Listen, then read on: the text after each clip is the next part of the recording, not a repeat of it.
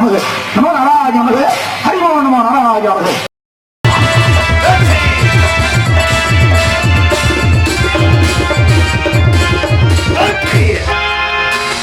அந்த சராசரம் அகிலத்தின் பூணங்கள் பூணத்தின் தோற்றம் என்னை வாழச் சொன்னது வல்லவ தேசம். நான் வாழ்ந்து காட்டியது என் தாய் திருநாடு தமிழ் தேசம். நான் ஆட்சியுள்ள நாடு மகோதிய நாடு. மகநாட்டின் மன்னனாக மகுடம் தாங்கி மாற்றுமை கொண்டு ஆட்சி இடத்தில் அமர்ந்த நேரத்திலே 1064 பண்பின் பிறப்பிடம் மனித வாசத்தின் இருப்பிடம் பலருக்கரை கண்டு கழித்தேன். என் வாயிற்கு அவள் ஓடி வருகிறாள். அவள் திரேகத்தை உற்று நோக்கி திரேகங்களைத்தும் ரத்த கடல் வீச நிறுத்துங்கள். ஏன் இவள் விடங்கள் ரத்தம் வடிகிறது என்று கேட்டு சொன்னார். நாட்டில் அத்தனை அன்ன கலட்சியங்களையும் அந்நிய பகைவர்கள் கொள்ளையடித்து விட்டார்கள். நாட்டிலே அன்னப்பஞ்சம். இந்த அன்னப்பஞ்சத்தை போக்க ஆண்டவன் ஆளுநருக்கு சென்றேன்.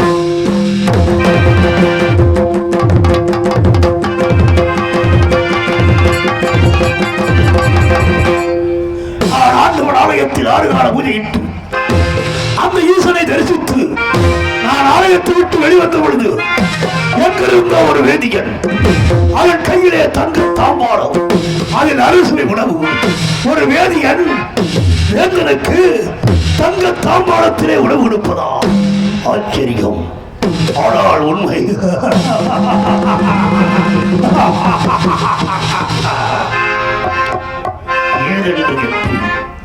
என் குலகுரு தேவநாதத்தின் பிரம்மரிஷி வசிஷ்ட மகாமுனிவர் காமதி என்ற பசு உண்டு. அதை நினைத்த மாத்திரத்திலே கோடான கோடி மக்களுக்கு அன்னத்தை அள்ளி கொடுக்கும் என்றார். ஒரு பசு தன் ரத்தத்தை பாலாக சிறந்து பிறக்கும் பச்சிலம் குழந்தை இறக்கும் மனிதனுக்கு உணவாக கொடுப்பதை கண்டு கழித்தவன் உண்டு மகிழ்ந்தவன். ஆனால் வேதியன் பசு காமதேன் என்ற பசு நினைத்தவுடன் கோடான கோடி மக்களுக்கு அன்னத்தை அள்ளி கொடுத்துக் கொண்டே இருக்கிறார். அடைய வேண்டும். என் நாட்டு மக்கள் அன்னப்பஞ்சத்தை அடியோடு ஒழிக்க வேண்டும். ஆசை நிமித்தமாக ஆசிரமம் சென்று வசிஷ்டனை கண்டு அவன் பொற்பாதங்களை தொட்டு வணங்கி நின்று காமதேன பசுவை கௌசிகவனுக்கு தாருங்கள் என்று கனிந்த முகம் கொண்டு கேட்டு வேதியன் இல்லை என்று சொல்லியிருந்தான்.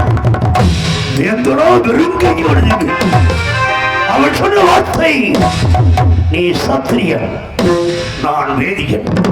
ஆண்டவன் அந்தனுக்கு சொந்தான், உன் போன்ற சத்தியனுக்கு அல்ல என்றான்.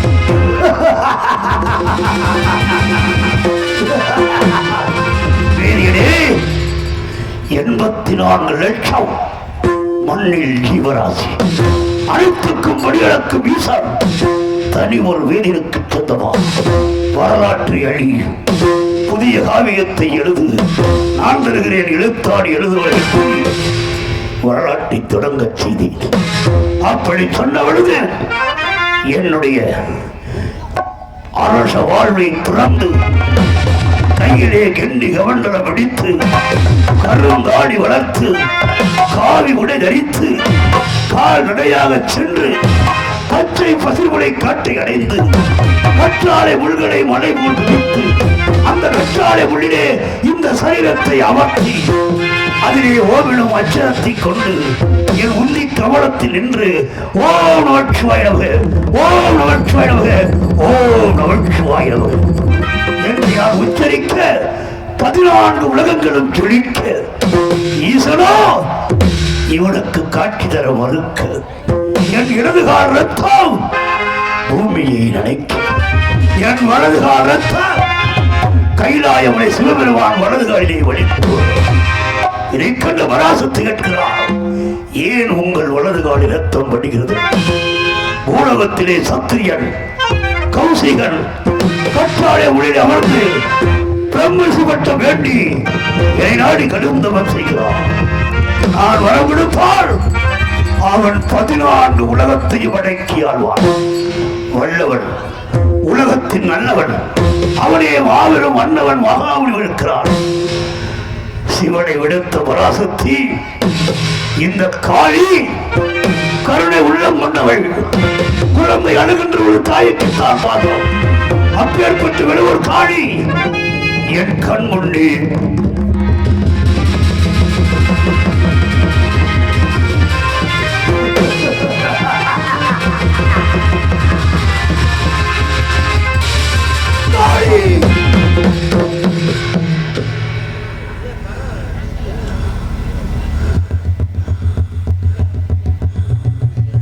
என் முன்னே தோன்றினான்.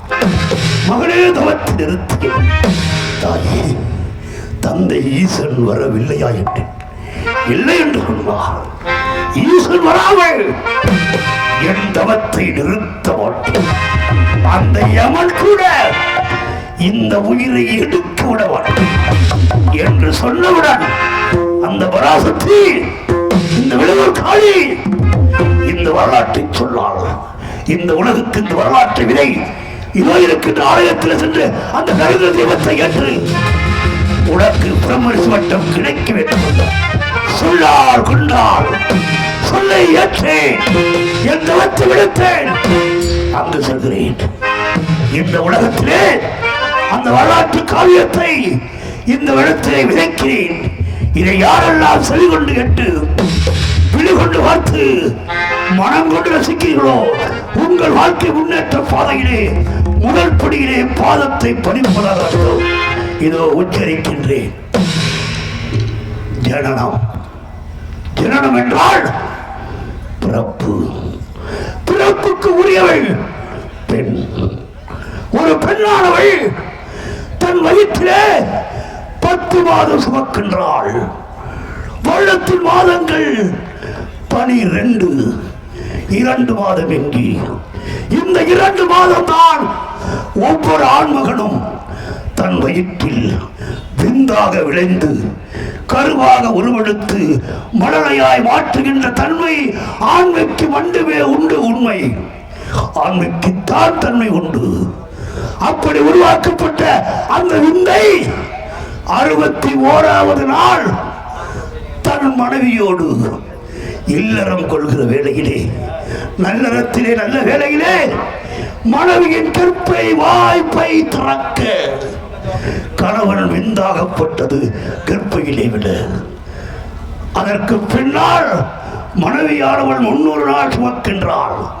361வது நாள் மண்ணிலே மங்கை மழலை என்ற மனிதனை தருகிறாள். மனிதனாக பிறக்கப்பட்டவனுக்கு 60 தோஷம், 59 தோஷம். யாரை எப்பொழுது வேண்டுமானாலும் தொடலாம், வாழலாம், வாழ்ந்து கொண்டே இருப்பார். மனிதனை தொடக்கூடாத ஒரு தோஷம், அதுதான் 60வது தோஷம், பிரம்மகத்தின் தோஷம்.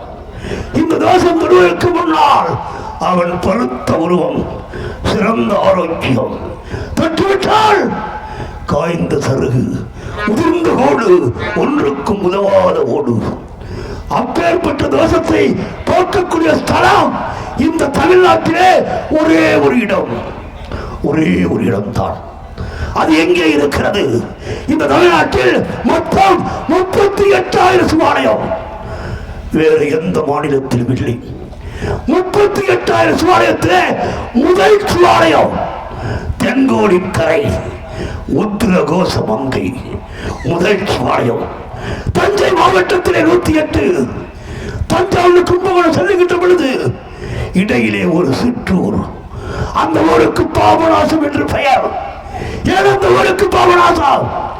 இறந்த மனிதனுடைய பாவத்தை ஈசன் வாங்கி அந்த மனிதனுக்கு மோட்சத்தை தருவதாலே பாபநாசம் என்று பெயர்.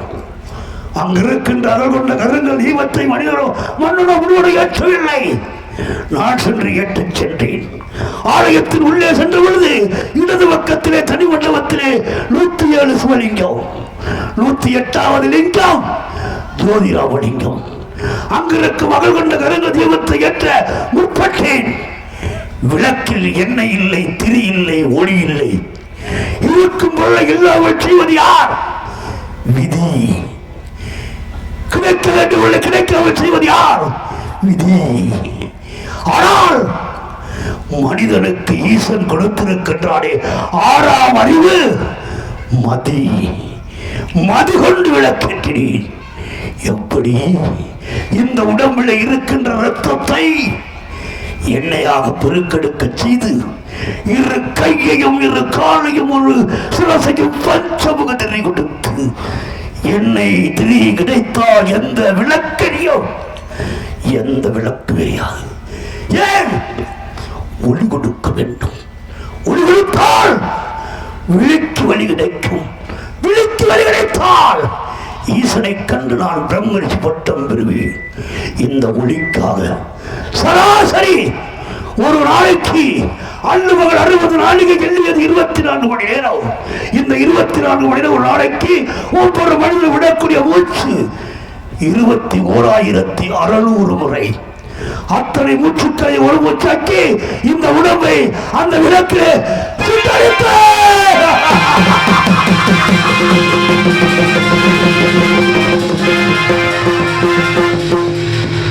என் உடம்பு சுடவிட்டிருந்தது. உலகமே வெப்பக்களை வீசின. சிவனே தோன்றி என்னை அழகி அழைத்து, கௌசிகா, இன்று முதல் கருணை வடிவத்தின் காயத்ரி மந்திரத்தை உச்சரித்தனியே வேந்தனுக்கு வேந்தன், உலகத்தில் உனக்கு பிரம்மரிஷி பட்டம். நான் பிரம்மரிஷி பட்டம் பெற்ற இடம் பாபநாசத்தின் அருகே இருக்கின்ற பட்டீஸ்வரம். இந்த உலகத்தில் வேதியனை வென்று சத்திரிய குலத்திலே நிமிர்ந்து நின்று ஈசனை கண்டு பட்டீஸ்வரத்திலே பிரம்மரிஷி பட்டம் உதைக்கத்திலே ஆனந்த மகிழ்ச்சி அடைந்தேன். நாடு பார்த்தேன். மக்களை அத்தனை பேரும் இறந்து கிடக்கிறார்கள். எடுத்தேன் கிண்ணியின் ஜலம், உழைத்தேன் காயத்ரி மந்திரம், தெளித்தேன் ஜலத்தை. இறந்தவர்கள் கிடைத்தார்கள். நாட்டை அமைச்சருக்கு கொடுத்து யாகம் செய்ய சென்றேன். அப்பொழுது வர்ண பகவான் வர்ணஜாலம் ஒழிய ஒரு மண்டபத்திலே 5 பேர் இருக்கிறோம்.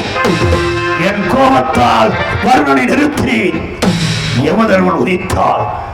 இங்கிருக்கின்ற 5 ஓர் உயிர் தந்தால் வருணத்தை நிறுத்துகிறேன் என்று யமன் சொல்ல நான் சொன்னேன், இந்த 4 பேர்களையும் விட்டுவிடு.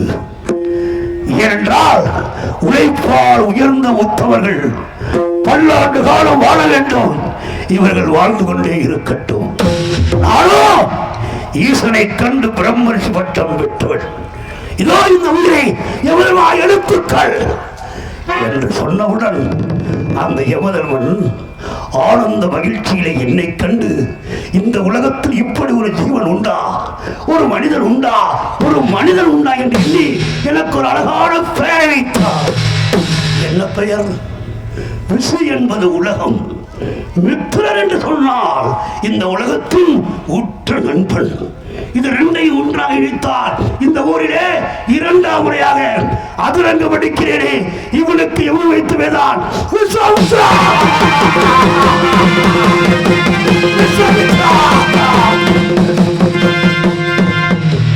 விஸ்வாமித்திரன் உலகத்தின் நண்பன். மீண்டும் நாராயண யாகம் செய்ய சென்றேன். அப்பொழுது திருசங்கு மன்னனை கண்டேன். எந்த ஒரு சத்திரியனும் என்னை பொறுத்தவரையில் தலை நிமிர்ந்து நிற்க வேண்டும். எவனுக்கும் தலை வணங்கக்கூடாத சாம்ராஜ்யத்தின் கொள்கை கொண்ட. ஆனால் சத்திரியன் திருசங்கு மன்னனோ தடியொன்றி உருமாறி உலகறி ஓடி வருகிறார். ஏனென்று கேட்டேன். என்னை உயிரோடு சொர்க்கம் காண வேண்டும் என்று வசித்துள்ள பொழுது புலையர் என்று சாபத்தை தந்து விட்டார் என்று சொல்லு. அந்த சாபத்தை நீக்கி அதே இடத்திலே அந்த சொர்க்கத்தை அமைத்து ஆகாயத்திலே ஒரு தனி சொர்க்கத்தை அமைத்தேன்.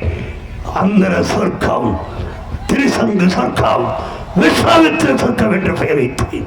இதை பார்த்த சிவபெருமான் ஓடோடி வந்து என்னை கண்டு, கௌசிகா, உனக்கு நான் பிரம்மரிஷி பட்டம் கொடுத்ததால் இறந்தவர்களை பிழைக்கச் செய்கிறாய், மும்மூர்த்திகளையும் சுடுகாட்டிலே நடமாட வைக்கிறாய். தனி உலகத்தை படைக்கிறாய். இனிமேல் உன்னுடைய உயிர் இந்த பூமியில் அரக்கனவை இருக்கக்கூடாது. உன் உயிரை என்னோடு இரண்டர கலந்து ஈசனே, சிவகாமி நேசனே, இந்த உலகத்தை ஆள உமா மகேஸ்வரனே, இதோ இந்த உயிரை தாங்களுக்கு அர்ப்பணம். தாங்கள் உடம்போடு கலரட்டும். ஆனால் என் மன ஆசை ஒன்று, எனக்கென்று ஒரு வர வேண்டும் என்று கேட்டேன். உனக்கு என்ன வர வேண்டும் என்றால், இந்த உலகத்தில் உள்ள மக்கள் அத்தனை பேரையும் நான் அன்றாடம் பார்த்து கொண்டே இருக்க வேண்டும் என்றேன். அதற்காக நான் கேட்ட வரம், அன்பு சார்ந்த பெரியோர்களே, ஆற்றல் படைத்த கலை ரசிகர்களே, நாடக நடிகர்களை வாழ வைக்கின்ற நல்ல உள்ளங்களே, நாம் அனைவரும் இரவில் உண்டு உறங்குகிறோம், மறுநாள் காலை எழுகிறோம். அப்படி காலை எழுகின்ற பொழுது காலை 4 மணிக்கு மேலே 6 மணிக்குள்ளாக யாரெல்லாம் கண் விழிக்கின்றீர்களோ அவரவர்கள் இல்லத்தின் வாசலில் வந்து நின்று கிழக்கே பாருங்கள்.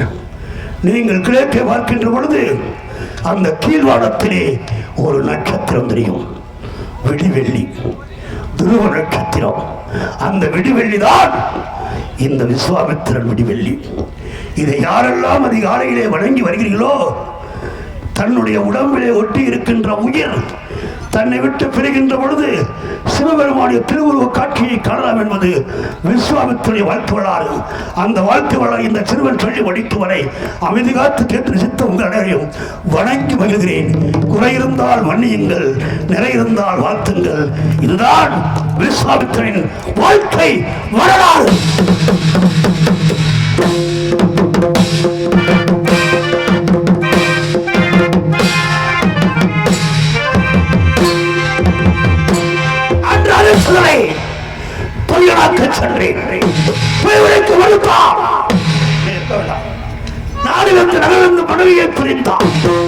மகனையும் இறக்க வைத்தேன், மகனை இறக்க செய்து விட்டேன். இந்த செய்தியை சந்திரவதி அறிந்து விட்டாள்.